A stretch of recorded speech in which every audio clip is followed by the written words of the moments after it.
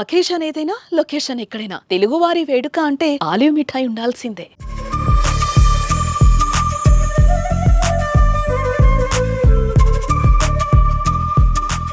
Hi hello welcome to Suman TV. నేను మీ Roshan. So ప్రస్తుతం నేను చెన్నైలో ఉన్నాను అనమాట. సో మీకు పైన కనపడుతుంది చూడండి, Tamil Nadu government multi super speciality hospital. ఇది యాక్చువల్ గా నేను చదువుకునేటప్పుడు ఇది కన్స్ట్రక్షన్ జరుగుతుంది అనమాట. ఇది అప్పుల్లోనే 1000 కోట్లు పెట్టి కట్టారని చెప్పేసి ఒక టాక్ అప్పుల్లో. అంటే కరుణానిధి గారు దీన్ని అసెంబ్లీ కోసం కడుతున్నారు, పాత అసెంబ్లీ అయిపోయిందని చెప్పేసి అన్నారు అందరు. అప్పుడు అంటే నేను అప్పుడు ఇక్కడే స్టే చేసేవాడిని, నేను చదువుకుంటున్నప్పుడు. ఇక్కడ ఇలా వాక్ చేసుకుంటూ వెళ్తాం మేము, ఈ వాక్ చేసుకుంటూ వెళ్తాం. ఇవన్నీ చూస్తుంటే గోల్డెన్ డేస్ గుర్తొస్తున్నాయి అనమాట. చెన్నైతో నాకున్న అనుబంధం చూడండి. దీన్ని అసలు హాస్పిటల్ అని ఎవరు అనుకుంటారా? గవర్నమెంట్ హాస్పిటల్ అని చాలా బ్యూటిఫుల్ గా ఆ రోజుల్లో కరుణానిధి గారు కట్టించారు. బట్ అప్పుడు టాక్ ఒకటి ఉండేది, ఆయన కట్టించారు కాబట్టి నెక్స్ట్ ఆమె గవర్నమెంట్ వచ్చింది, ఇక్కడ జయలలిత గారి గవర్నమెంట్. ఆయన కట్టించిన అసెంబ్లీలోకి నేను అడుగు పెట్టనని ఒక డిసిషన్ తీసుకున్నారు అనమాట. దీన్ని గవర్నమెంట్ హాస్పిటల్ చేస్తాను అని. మీకు తెలిసిందే కదా, ఇక్కడ కరుణానిధి గారు జయలలిత గారు అంటే తగ్గాపోరు ఉంటుంది. ఆయన చేసినవి ఏం యాక్సెప్ట్ చేయదు, ఈయన చేసినవి ఆమె యాక్సెప్ట్ చేయదు. అందుకనే ఆ అసెంబ్లీ కాస్త గవర్నమెంట్ జనరల్ హాస్పిటల్ అయిపోయింది ఈ రోజు. అండ్ ఇక్కడ కొంచెం ముందుకెళ్తే ఒకటే ఒక థియేటర్ ఉంటుంది, అండ్ సత్యం థియేటర్ అనుకుంటా. సత్యం థియేటర్ అనుకుంటా. దాంట్లో అప్పుడప్పుడు కొన్ని తెలుగు సినిమాలు వచ్చాయి అనమాట. మేము పర్టికులర్ గా తెలుగు సినిమాలు అంటే మహేష్ బాబు గారిది, అల్లు అర్జున్ది, చిరంజీవి గారిది, పవన్ కళ్యాణ్ గారివి అస్సలు మిస్ అవ్వం. మేము పక్కా వస్తాం అనమాట. ఇక్కడ ఎక్కడ ఉంటుంది ఆ థియేటర్ కొంచెం, ఎందుకంటే ఇప్పుడు 15-17 ఇయర్స్ అయిపోయింది కాబట్టి చెన్నై ఆల్మోస్ట్ మారిపోయింది. ఇప్పుడు చూడొచ్చు మీరు, అదిగా చూడండి ఎంత బ్యూటిఫుల్ గా ఉందో. ఇంకా ఫ్రంట్ అయితే వేరే లెవెల్ ఉంటుంది. ఎందుకనో అంటే చిన్నగా ఎందుకనో ఈ ఏరియాకి నేను ఒక షూట్ కి వచ్చాను, ఎందుకనో మీ అందరికి కొంచెం చూపించాలనిపించింది. కొంచెం ముందుకెళ్తే మీకు చేపాక్ స్టేడియం ఉంటుంది. అండ్ ఆ చేపాక్ స్టేడియము అప్పట్లో CCL జరుగుతుంటే ఇక్కడ చెన్నైలో మొత్తానికి తెలుగు వాళ్ళకి నేనే హెడ్ అనమాట. ఇక్కడ ఏ తెలుగు ఈవెంట్ జరిగినా గానీ ఫస్ట్ నాకే కాల్ వస్తుంది, మాకు పాసెస్ కావాలని. ఈవెన్ CCL వాళ్ళు వచ్చినా గానీ ఫస్ట్ నాకు కాల్ చేస్తారు అనమాట. మా యూనివర్సిటీలో నేను కొంచెం లీడర్ క్వాలిటీస్ ఎక్కువ ఉన్న స్టూడెంట్ అనమాట. అందుకని అందరు నాకు కాల్ చేస్తారు, ఇలా తెలుగు ఈవెంట్ ఒకటి జరుగుతుంది, పాసెస్ తీసుకో అని. అట్లా ఏ ఈవెంట్ జరిగినా తెలుగు వాళ్ళ ఈవెంట్స్, ప్రీ రిలీజ్ ఈవెంట్, అప్పుడు ఆడియో ఫంక్షన్ అంటాము, ఇప్పుడు ప్రీ రిలీజ్ ఈవెంట్ అంటున్నాం మనం. అలాంటివి ఏం జరిగినా, లేకపోతే షూటింగ్స్ జరిగినా, అండ్ ఎస్పెషల్లీ CCLs జరిగినా కానీ ప్రతి ఒక్కళ్ళు నాకు కాల్ చేసేవాళ్ళు, స్టూడెంట్స్. అండ్ ఇక్కడ ఉన్న తెలుగు వాళ్ళు చాలా మంది. అదిగో అక్కడ కనబడుతుంది మీకు చేపాక్ స్టేడియం. అప్పటి నుంచి నాకు చెన్నైతో అనుబంధం ఉంది కాబట్టి చెన్నైకి వచ్చి నేను ఇన్ని షూట్లు చేయగలుగుతున్నాను. ఇంతమంది నాకు తెలిసిన వాళ్ళు, నా ఫ్యామిలీ లాగా ఫీల్ అయ్యే వాళ్ళు చాలా మంది ఉన్నారు కాబట్టి ఇంత ఈజీ అవుతుంది నాకు వర్క్. అదిగో ఇక్కడ స్టేడియం మీకు కనిపిస్తుంది, చేపాక్ స్టేడియం. అప్పుడు మేము రాధిక గారు, సుహాసిని గారు అండ్ అందరం కూడా నన్ను అందరు పిలిచేవాళ్ళు తెలుగు సింగం అనుకుంటా, అట్లా పిలుస్తా ఉంటారు. అంటే ఏ ఈవెంట్ జరిగినా గానీ ఫుల్ అసలు తెలుగు క్రౌడ్ ని భయంకరంగా తీసుకొస్తాను నేను. మినిమం ఒక 500 నుంచి 700 మంది వస్తారు నా సైడ్ నుంచి. ఇదిగో ఇక్కడ నుంచి మా అందరికి స్పెషల్ ఎంట్రీ, ఇక్కడ నుంచి ఇలా వెళ్ళిపోతాం. అప్పుడు CCL జరిగేటప్పుడు చాలా చాలా చిన్న పిల్లలు, అంటే అఖిల్ నాకు తెలిసి ఒక 17-18 కన్నా ఎక్కువ ఉండదు అఖిల్ ఏజ్ అప్పుడు. అంతే 17-18-16 లోనే ఉన్నాడు. ఇంకా ఫస్ట్ సీజన్ స్టార్ట్ అయినప్పుడు CCL. అప్పుడు మన స్టార్ హీరోస్ అంతా చెన్నై అంటే బాగా ఇష్టపడే వాళ్ళు, హ్యాపీగా ఇక్కడ మ్యాచ్ ఆడుకొని తర్వాత కొంతమంది బీచ్కి వెళ్ళే వాళ్ళు బీచ్కి వెళ్తారు. సో ఇది ఇంకొక ఎంట్రన్స్ అనమాట.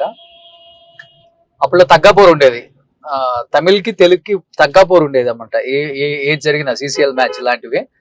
అండ్ ఎవరికెవరు సపోర్ట్ ఎక్కువ చేస్తారని. బట్ మేము ఈ సైడ్ మొత్తం మేమే కూర్చునే వాళ్ళం. ఒక 1000 మంది ఉంటాం మేమే, కాలేజ్ స్టూడెంట్స్, మన ఆంధ్ర తెలంగాణ స్టూడెంట్స్ అందరం అలా చేసేవాళ్ళం.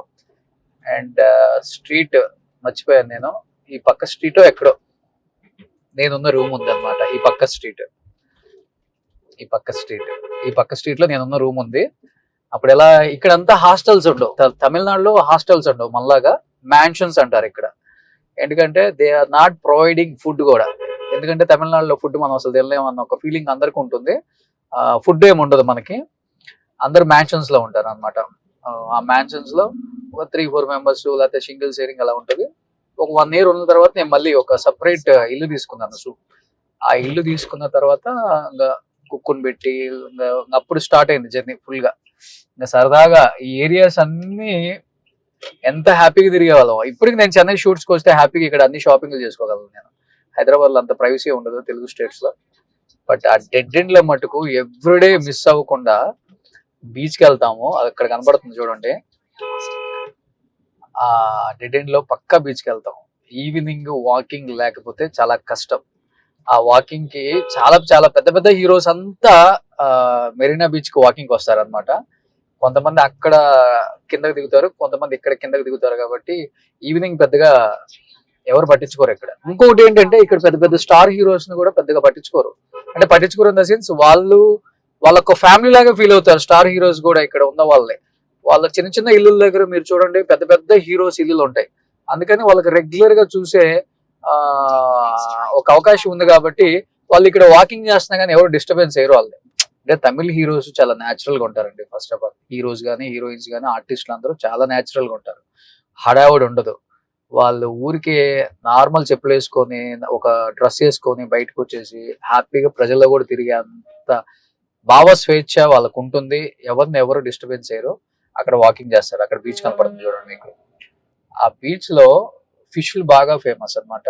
లైవ్ లో మెత్తలు, బొచ్చ అండ్ కొర్రమీను ఈ చేపలన్నీ పట్టుకుంటారు. అది ఇక్కడ పట్టుకొని లైవ్ లో మీకు చేస్తూనే ఉంటారు అనమాట. ఎంత 15 రూపాయలు 10 రూపాయలు. అప్పుడు 10 రూపాయలు ఫిష్ మెత్తలు అయితే ఇన్ని ఇచ్చేస్తారు మనకి. అక్కడ మొత్తం మీకు ఈవినింగ్ అయితే ఇక్కడ ఓన్లీ ఫిష్ సంబంధించిన షాప్లే ఉంటాయి. మీకు ఈవినింగ్ హ్యాపీగా వండుతారు, తినేయటం. ఒక ఇక్కడి నుంచి అక్కడ సన్ టీవీ ఉంటది, అక్కడి నుంచి మళ్ళీ ఇక్కడ అసెంబ్లీ ప్యారిస్ కార్నర్ ఉంటది. అక్కడ దాకా అంటే మినిమం 5 kilometers ఉంటది. ఒక రౌండ్ వెళ్తాం మేము ఇటు, ఒక రౌండ్ ఇటు వస్తాము. 10 kilometers డైలీ వాకింగ్ అనమాట. శుభ్రంగా వాకింగ్ చేసుకోవటం, ఏదో ఒకటి ఇక్కడే ఫిష్ తింటాం, రూమ్కి వెళ్ళిపోవటం. డైలీ ఇలా ఉండేది మా దినచర్య. అటు కాలేజీకి వెళ్ళిపోవటం. అండ్ అంటే 15-16 years బ్యాక్ అంతా డేస్ అన్ని గుర్తొచ్చేసాయి. నేను చెన్నై చాలా టైం షూట్కి వచ్చినా కానీ ఎప్పుడు కూడా నేను ఈ ఏరియాకి రాలేదు. షూట్లు ఏం లేవు కాబట్టి నాకు. అండ్ బీచ్కి కూడా రాలేదు అనమాట. మీకు కొంచెం ముందుకెళ్తే అక్కడ జయలలిత గారు అండ్ కరుణానిధి గారు వాళ్ళ సమాధులు ఉంటాయి. అక్కడ విజయకాంత్ గారు. కుదిరితే మనం వెళ్ళటానికి ట్రై చేద్దాం. యూటర్న్ తీసుకో, ఇక్కడ నుంచి తీసుకోవచ్చు అనుకుంటా. ఇక్కడ చూడండి వివేకానంద హౌస్ ఒకటి. బాగా వచ్చారు తెలుగు వాళ్ళు ఎస్పెషల్లీ చెన్నై వచ్చారు అంటే ఈ ఏరియాకి రాకుండా వాళ్ళ బస్సు వాళ్ళ కారు వెళ్ళదు. ఎందుకంటే అంత ఫేమస్ ఈ ఏరియా అంతా కూడా. ఇవన్నీ కూడా దాదాపు 300-400 years బ్యాక్ బిల్డింగ్స్ ఉన్నాయి ఇక్కడ అంతా. అంటే బ్రిటిష్ వాళ్ళు కట్టించిన బిల్డింగ్స్. ఈవెన్ మన తమిళనాడు అసెంబ్లీ కూడా అప్పుడుదే. దానికి ఒక 250-200 years హిస్టరీ ఉంది దానికి. అన్నయ్య దొరై కాడి నుంచి మొత్తం అదే అసెంబ్లీలో ఇప్పటికి. మీరు తమిళనాడు అసెంబ్లీ ఎప్పుడన్నా మీరు సమావేశాలు చూసినప్పుడు మీకు శాసనసభ అప్పుడు మీకు అర్థమవుతుంది. అవన్నీ ఓల్డ్ బిల్డింగ్స్ అనమాట. ఏవో మధ్యలో కొన్ని వచ్చాయి కానీ కొంచెం ముందుకెళ్తే మీకు అన్ని కనపడతాయి ఓల్డ్ బిల్డింగ్స్ అన్ని కూడా. సో ఇవి కొత్త బిల్డింగ్స్, ఇవన్నీ కొత్తవి. పాతవి కావాలంటే మీకు ముందు ఉంటాయి, కొంచెం ముందు కదా.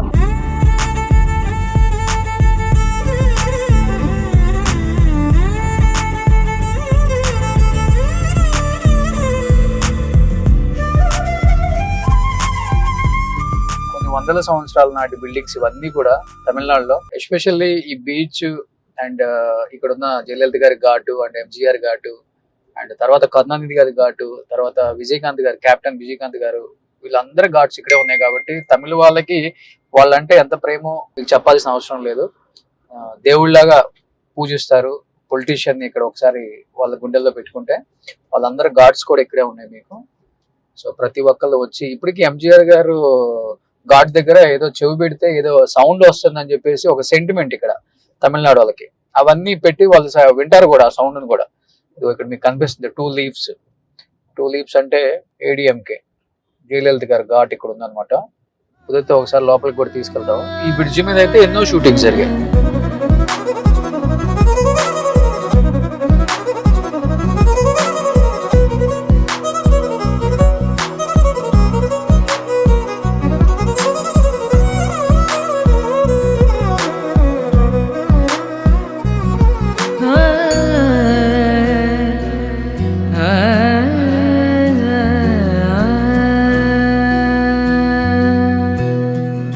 మీకు ఇదైతే కరుణానిధి గారి ఘాటు అని చెప్తున్నారు ఈయన.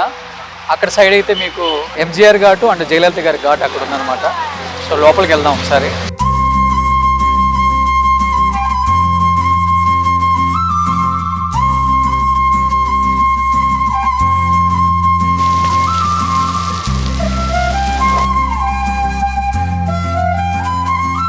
జస్ట్ ఎంటర్ అయ్యాము, ఇప్పుడు దాకా ఫుల్ ఎండ కాస్తుంది. ఒకసారి చూడండి అలా.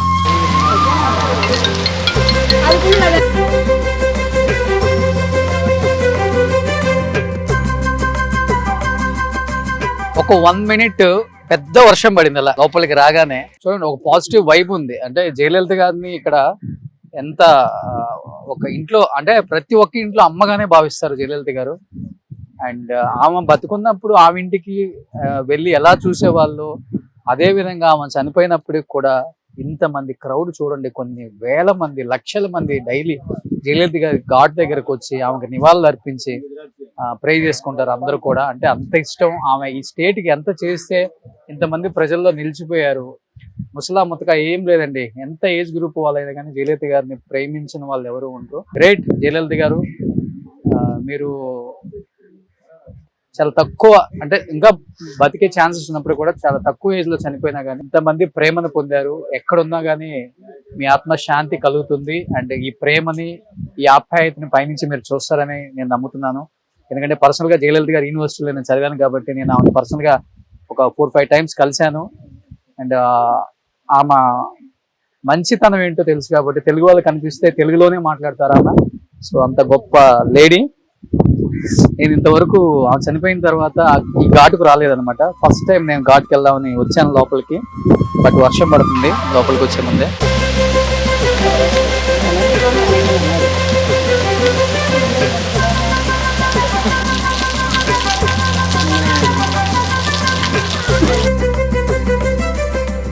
ఎంజీఆర్ గారి ఘాట్ అన్నమాట. బిఫోర్ అందరూ ఆ ఘాట్ దగ్గరికి వెళ్ళి అక్కడ వింటుంటారు. బట్ ఇప్పుడు వర్షం పడుతుందని మరి క్లోజ్ చేశారో లేకపోతే ఇక్కడ నుంచి వెళ్ళొచ్చు తెలియదు నాకు. ఇది సో ఇది ఎంజీఆర్ గారి ఘాట్ అన్నమాట. అలానే మీరు కొంచెం లోపలికి వెళ్తే జయలలిత గారి ఘాట్ కూడా ఉంటుంది.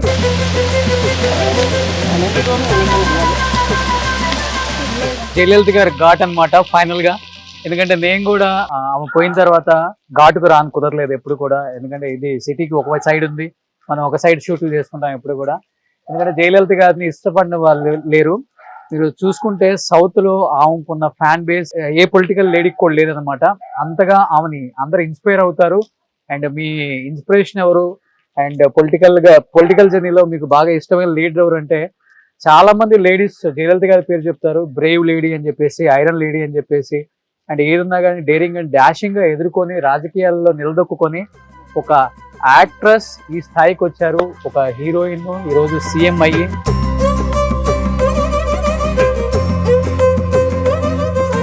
సో ఫైనల్ గా నేను కూడా ఘాట్ ఎప్పటి నుంచో చూడాలనుకున్నాను, ఈ రోజు కుదిరింది. కానీ ఫుల్ వర్షం లోపలికి ఎంటర్ అయ్యే ముందే, అంత పెద్ద ఎండలో కూడా వర్షం అనమాట. బట్ చాలా పాజిటివ్ వైబ్. అంటే జయలలిత గారు ఎంత ఫెరేషియస్ లేడీ అయినప్పటికి కూడా అండ్ రాజకీయాల్లో తను ఏం చేశారో మనందరికి తెలుసు కాబట్టి ఇప్పటికీ వాళ్ళు చనిపోయినా కానీ వాళ్ళు ఘాట్ చూడటానికి తండోపతండాలుగా ఎప్పుడు ఇక్కడికి వస్తూనే ఉంటారు.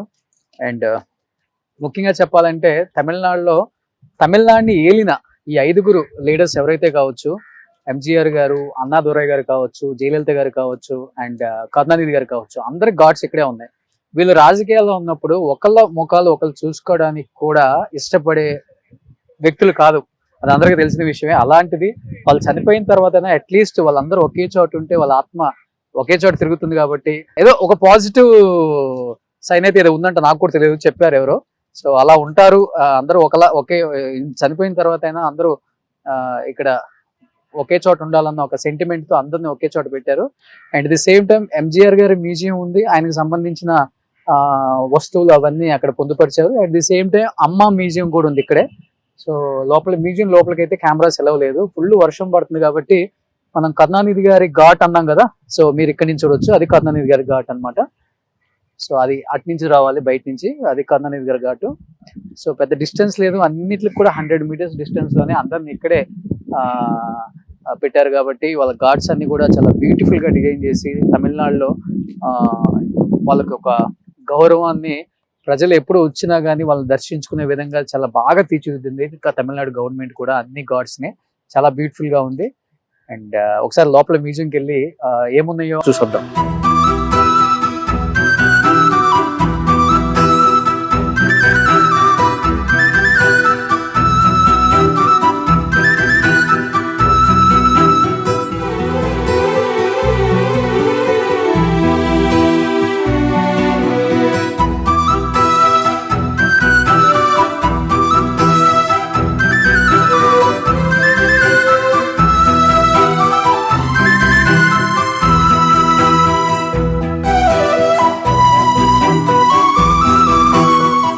సుమన్ టీవీలో మీ పర్సనల్ అండ్ బిజినెస్ ప్రమోషన్స్ కోసం కింది నెంబర్కి కాంటాక్ట్ చేయండి.